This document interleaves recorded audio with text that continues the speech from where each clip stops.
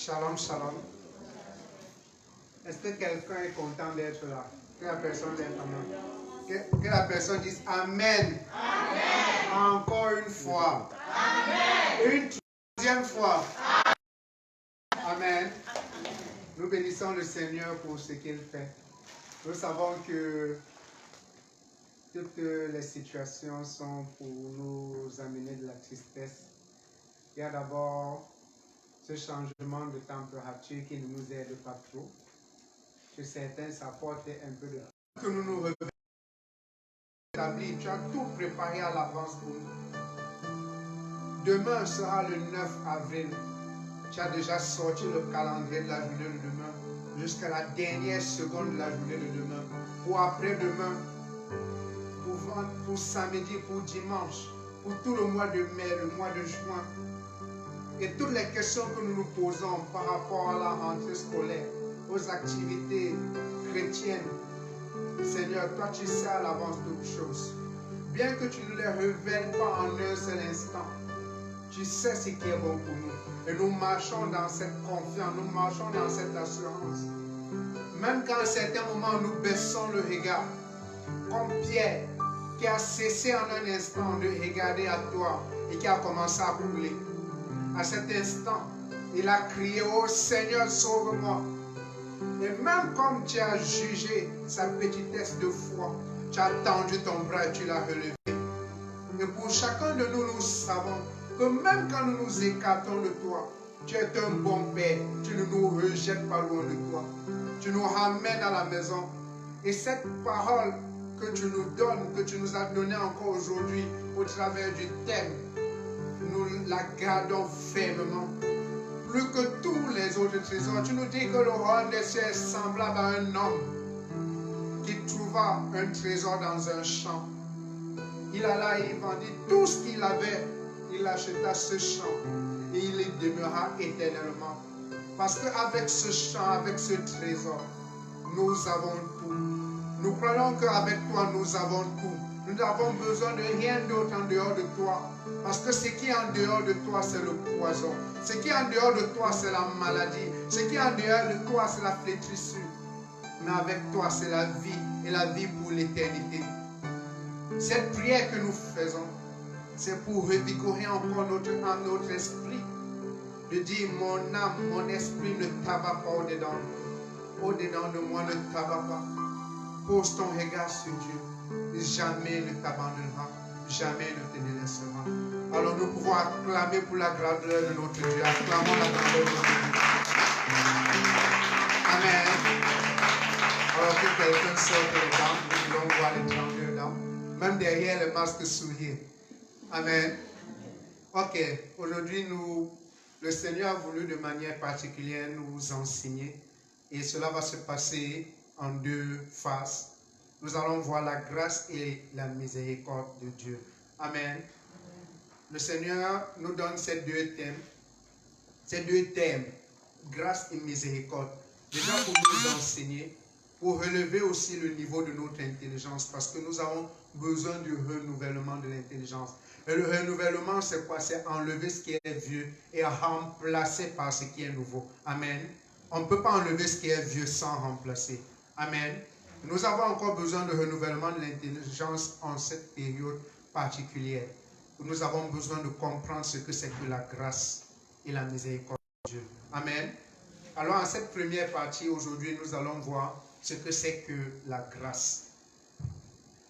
Alors, la grâce, de manière simple, c'est un don accordé aux personnes qui n'ont pas mérité. Alors, dans la répétition, dans la tautologie, on dit un don gratuit accordé aux non-méritants. Ça veut dire que tu ne mérites pas recevoir quelque chose. On te donne cela. Amen. Directement, on comprend que si tu as travaillé et qu'à la fin du mois, tu dois recevoir le salaire que tu reçois à la fin du mois, ce n'est pas la grâce. Parce que là, tu as fourni un effort et la récompense t'est due, normalement. Dans un système étatique, juridique, on peut même porter plainte si après avoir travaillé, on n'a pas reçu le salaire. on peut réclamer, on peut revendiquer le salaire. Donc la grâce, ce n'est pas un salaire. La grâce encore, le Seigneur nous donne de comprendre que, et ça c'est l'un des pans de la révélation de ce message, c'est que la grâce, ce n'est pas l'exaucement à une prière. L'exaucement de la prière, c'est la fidélité de Dieu. Dieu a dit, parce que Dieu est... Amen. Tu demandes par rapport à ce qu'il a dit, et il est fidèle par rapport à ce qu'il a dit. Donc l'exaucement de la prière, c'est l'expression de la fidélité de Dieu en sa parole. Amen. Mais la fidélité de Dieu, ce n'est pas la grâce. Amen. Le Seigneur nous donne de comprendre que, en vérité, la grâce, c'est ce qu'on reçoit sans avoir demandé. Amen. Et directement, nous nous rendons compte que nous prions beaucoup pour beaucoup de choses. Mais nous ne nous rendons pas compte que nous recevons même d'abord, premièrement, ce que nous n'avons pas demandé. Quand le Seigneur nous enseignait par rapport à ce thème, il nous donnait de nous rendre compte que, en fait, on prie plus même pour des choses secondaires. On ne se rend pas compte. Des choses primordiales, des premières choses, souvent on ne prie pas trop pour ça. Un exemple, certaines personnes demandent à Dieu la maison. C'est une bonne chose. Demande à Dieu le confort, c'est une bonne chose. Mais on oublie souvent dans notre prière de demander à Dieu la paix ou le sommeil. Parce qu'il y a des gens qui ont des grandes maisons, mais qui n'ont pas le sommeil.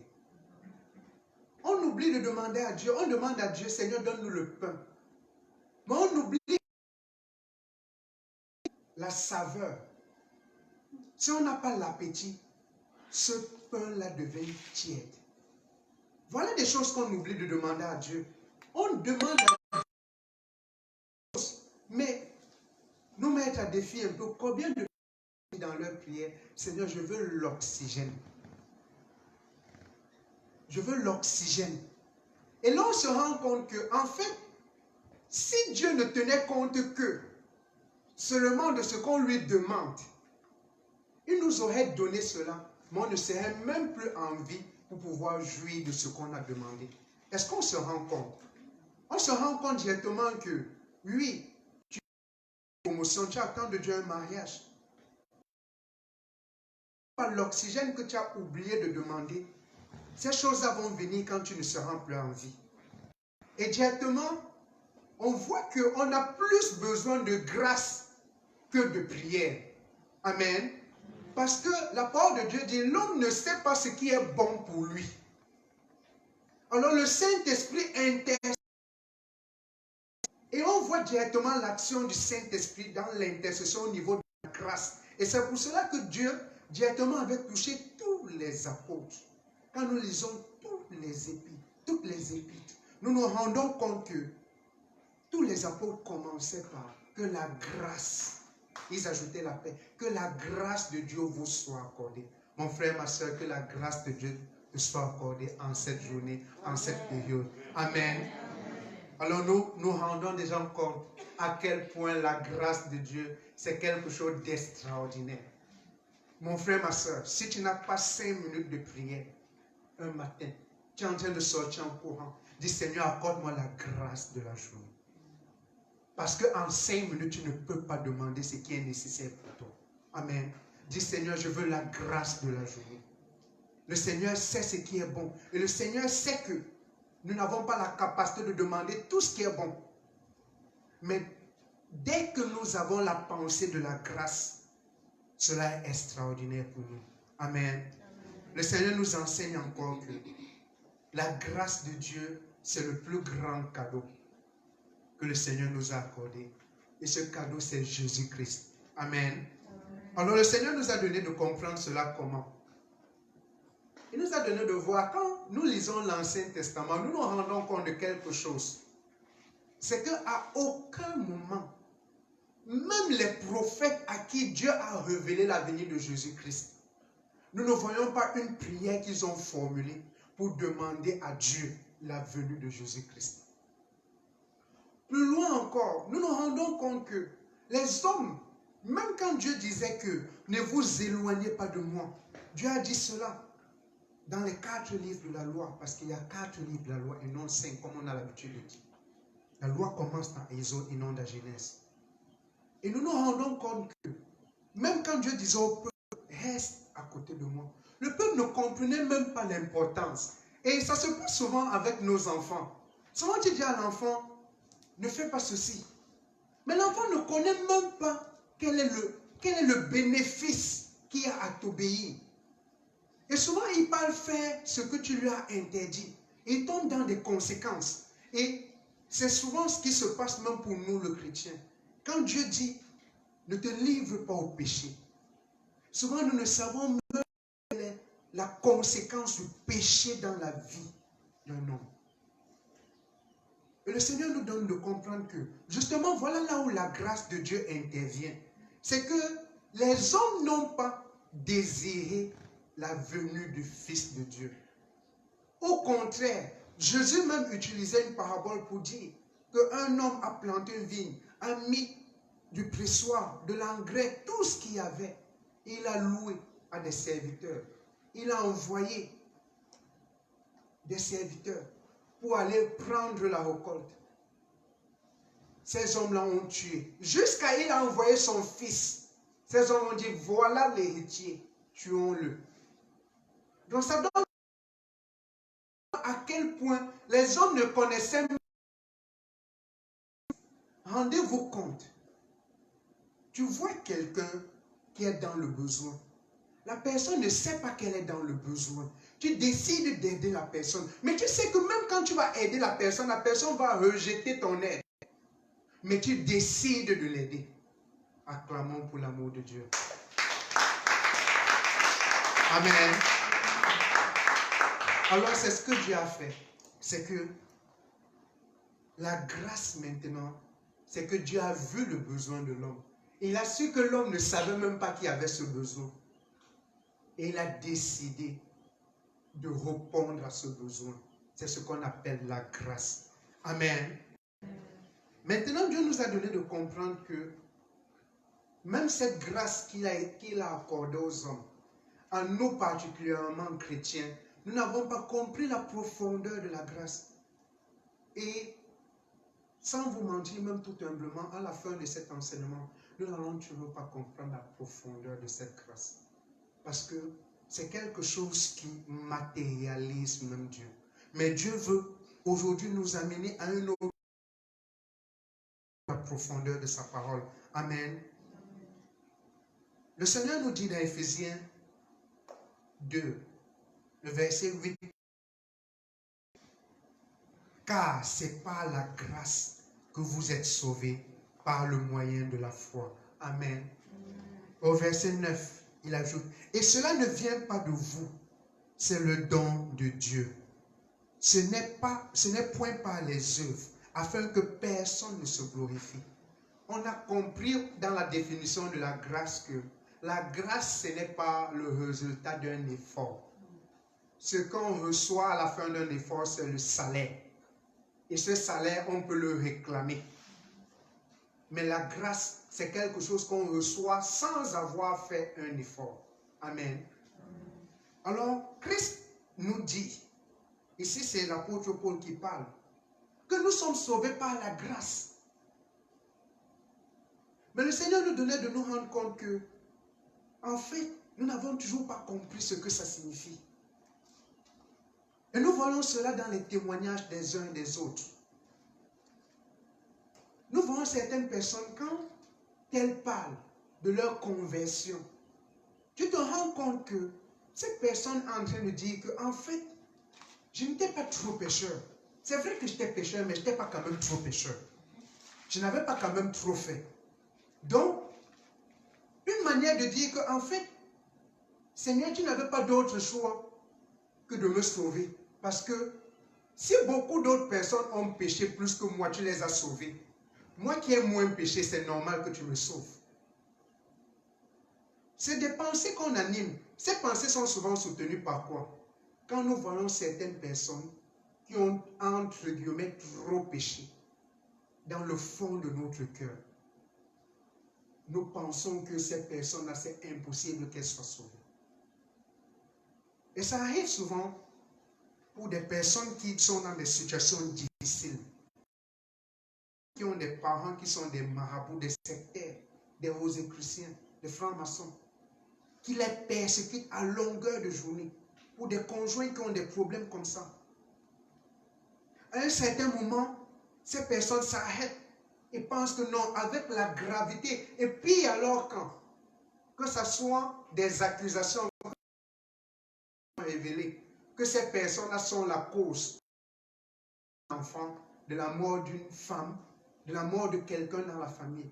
On pense. On ne le dit pas, mais on pense au fond de nous que non. Cette personne ne peut plus être sauvée. Souvent même on arrête de prier pour la personne. En réalité, on pense comme ça parce qu'on considère que nous, on n'a pas trop péché. Que nous, on a été sauvés parce qu'on n'a pas trop péché. Et cette personne, parce qu'elle a trop péché, c'est difficile que cette personne sera sauvée. C'est l'incompréhension de la grâce. Il coule abondamment. On ne sait pas la quantité. Parce que le temps là, les gens marchent les pieds nus, les chaussures ouvertes. Et Israël est une terre de poussière, de désert. Donc on ne sait pas la quantité de larmes qu'elle a dû verser en ce moment pour que tous les pieds de Jésus soient mouillés et pour qu'elle puisse les essuyer avec ses cheveux. Et le pharisien Simon a commencé à penser que si cet homme était réellement fils de Dieu, il saurait qui est cette femme. Comment? On se rend compte que quoi? À penser que Jésus-Christ est venu chez lui parce qu'il n'était pas trop pécheur. Et que cette femme qui était trop pécheresse ne pouvait pas recevoir Jésus-Christ. Et c'est cette pensée que nous avons souvent eue. Nous avons souvent... Dieu nous a appelés parce que dans notre marche, nous n'avons pas quand même fait ceci et cela. Nous ne sommes pas quand même allés trop dans le péché. Nous avons souvent cette pensée au fond de nous. Nous n'avons pas quand même trop fait comme telle autre personne. Ou dans notre jeunesse, nous sommes quand même préservés. C'est la même pensée que Simon avait. Et c'est la même pensée que Jésus-Christ refute jusqu'à aujourd'hui. Et c'est cette même pensée qui nous écarte de la compréhension de la grâce. Et à Jésus-Christ de lui dire, dans le verset 41 à 43, un créancier avait 2 débiteurs. L'un devait 500 deniers et l'autre 50. Il leur remit à tous de leurs dettes. Lequel l'aimera le plus? Simon répondit, celui, je pense, auquel il a le plus remis. Et là, on se rend compte qu'en réalité, Jésus lui répond par la suite dans le verset 47b, mais celui à qui on pardonne peu, aime peu. Et le Seigneur nous donnait de comprendre que c'est comme ça que nous percevons même les situations aujourd'hui. Involontairement, et ça c'est encore l'ancienne intelligence, nous déclarons par la puissance de Dieu, par le sang de Christ, que cette intelligence souillée est déjà mise de côté, notre intelligence est renouvelée. Que quelqu'un dise Amen. Amen. Nous avons souvent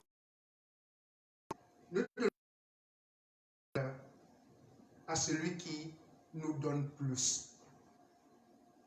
Quand quelqu'un te donne 10 000, tu donnes plus de valeur par rapport à quelqu'un qui te donne 100 francs. Mais souvent nous oublions que il y a où 100 francs valent plus que... Parce que quelqu'un peut te donner 10 000 le temps où tu as 20 000 dans ta poche. Ça fait que quand quelqu'un te donne 100 francs, le jour où tu as fouillé toutes tes poches, tu n'as même pas vu 10 francs. Nous sommes tous d'accord.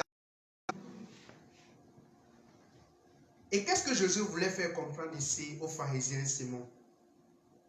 C'est que, en réalité, notre amour Vraiment, ça c'est une parole que Jésus a dit. Donc c'est quel Jésus dit, celui à qui on pardonne peu, aime peu. Mais maintenant, est-ce que Jésus-Christ est en train de nous dire que pêche beaucoup et je te pardonne beaucoup et tu vas beaucoup m'aimer? Non, ce n'est pas ce qu'il est en train de dire. Mais il est en train de dire que, et c'est là la quintessence de ce message, c'est par là où nous allons sortir. C'est que si tu crois que tu n'étais pas trop sale, ton amour pour Dieu ne sera pas grand. Parce que tu vas voir Dieu par la dimension de ce qu'il est. J'explique davantage. Si par rapport à quelque chose, par rapport à une situation, plusieurs choix te sont donnés, tu choisis quelque chose, ça n'a pas la même valeur que le jour où tu es coincé, tu n'as aucune autre situation, tu ne sais pas comment faire pour t'en sortir, et c'est le jour-là qu'on te tend la main. Alors, nous devons voir Christ comme celui, par la grâce, qui est venu nous tendre la main le jour où aucune solution. Amen. Le jour où on ne pouvait pas faire autrement, on ne savait pas comment faire. Que si Dieu ne nous... Quelqu'un doit avoir dans son âme et conscience que le jour où il a confessé Christ, s'il ne confessait pas Christ le jour-là, à l'heure-là, soit ton salut de cette manière. Tu vois ton sauveur comme quelqu'un qui est venu tout te donner. Comme si, peut-être tu es né de nouveau en 2015. Bon, si je ne naissais pas de nouveau en 2015 et que j'allais quand même jusqu'à 2016, ça ne devait pas être trop grave. Parce que déjà, en plus, je ne commettais pas trop de péchés. Là, tu vas percevoir Christ comme une roue de secours.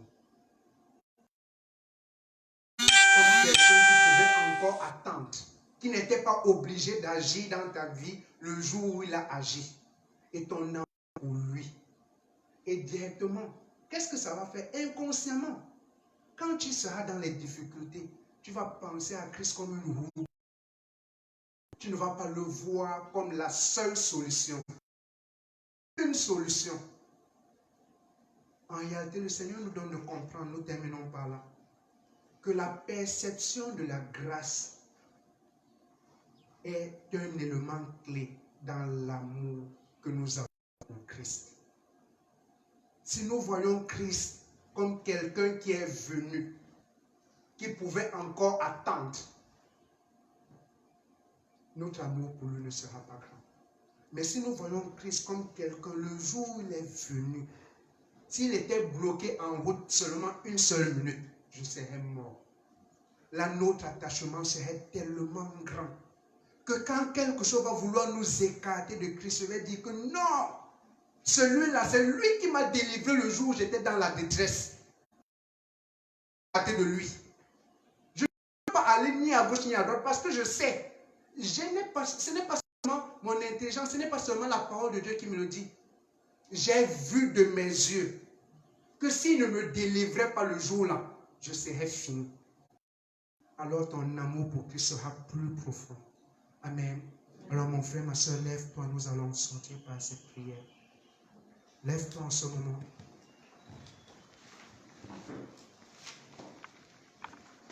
Nous allons dire à Dieu, Seigneur, je comprends aujourd'hui une profondeur de ta grâce.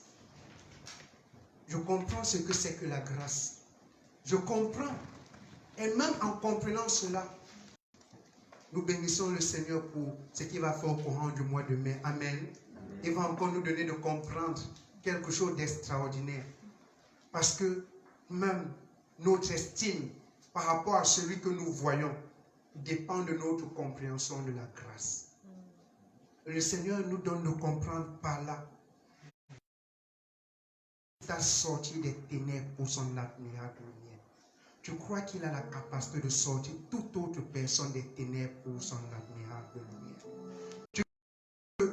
Il n'est pas une roue de secours. Il n'est pas le plan A, le plan B, le plan C. Il n'est pas le plan. C'est qu'il y a un second plan. Il est le seul et unique. Même pas plan. Il est la seule et unique voie. Il est le seul et unique chemin. Amen. Alors, ouvre la bouche et dis merci à Dieu. Merci Seigneur pour la grâce que tu as eue, que tu as fait pour de me sauver. Je comprends aujourd'hui que je n'ai participé en rien. Je n'ai participé en rien. C'était ton amour, l'expression parfaite de ton amour. Tu as décidé de me sauver. Tu dis dans ta parole, personne ne vient à toi si toi tu ne l'attires. Alors qu'ai-je pu avoir fait pour t'attirer? Qu'est-ce que j'ai pu faire pour attirer le Créateur de l'univers? Rien. Est-ce mon argent? Est-ce ma dévotion? Est-ce mon intelligence qui jadis était souillée? Je n'ai rien. Alors ta grâce est complète dans ma vie. Ta grâce est parfaite dans ma vie. Je reconnais cette grâce. Et je reconnais que tu le feras pour mon prochain. Par cette grâce, je ne juge pas. Par cette grâce, je crois que même celui qui a commis un génocide peut être sauvé. Oui, celui qui a commis un génocide peut être sauvé. Je le crois. Parce que je ne suis pas différent de lui. Tu nous as dit dans Romains 5 que tous ont péché et sont privés de la gloire de Dieu. Tu n'as pas dit que plus celui-là a péché moins.